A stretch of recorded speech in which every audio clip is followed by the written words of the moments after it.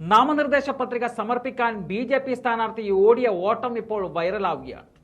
സമയം കഴിയാറായതോടെ BJP. നേതാക്കൾക്കൊപ്പം nomination കേന്ദ്രത്തിലേക്ക് ഓടുന്ന സ്ഥാനാർത്ഥിയുടെ ഓട്ടമാണ് സോഷ്യൽ മീഡിയയിൽ ഇപ്പോൾ വൈറലായിരിക്കുന്നത്.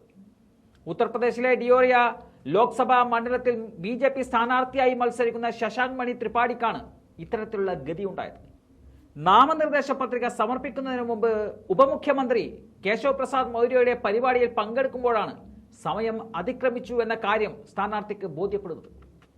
നാമനിർദ്ദേശം ചെയ്യാൻ 15 മിനിറ്റ് മാത്രം അവശേഷിക്കെയാണ് സ്ഥാനാർത്ഥി ഓടിയെത്തിയത്. മാധ്യമപ്രവർത്തകരുടെ ചോദ്യത്തിന് അദ്ദേഹത്തിന്റെ മറുപടിയിൽ ചില അമർഷം കാണാൻ സാധിക്കുന്നുണ്ട്. നോമിനേഷൻ നൽകാൻ ഇത്ര വൈകിയത് എന്തുകൊണ്ടാണ് എന്നുള്ള മാധ്യമപ്രവർത്തകരുടെ ചോദ്യത്തിന് അദ്ദേഹം പറഞ്ഞത്, നോമിനേഷൻ സെന്ററിൽ എത്തുന്നതിന് മുമ്പ് ഒരു പരിപാടിയിൽ പങ്കെടുക്കണമെന്നും പലരെയും കാണണമെന്നും പറഞ്ഞിരുന്നുവെന്നും അത് കഴിഞ്ഞ് വരുമ്പോഴേക്കും സമയം വൈകിപ്പോയി എന്നതാണ് അദ്ദേഹം പറഞ്ഞത്. പഠനകാലത്ത് താൻ ഒരു ഓട്ടക്കാരനായിരുന്നുവെന്നും അതിപ്പോൾ പ്രയോജനപ്പെട്ടു എന്നും അദ്ദേഹം പറയുന്നുണ്ട്. സോഷ്യൽ മീഡിയയിൽ വൈറലായ സ്ഥാനാർത്ഥിയും മറ്റ് ബി.ജെ.പി. നേതാക്കളും നാമനിർദ്ദേശ കേന്ദ്രത്തിലേക്ക് ഓടുന്നതിന്റെ ആ വീഡിയോ ദൃശ്യത്തിലേക്ക്.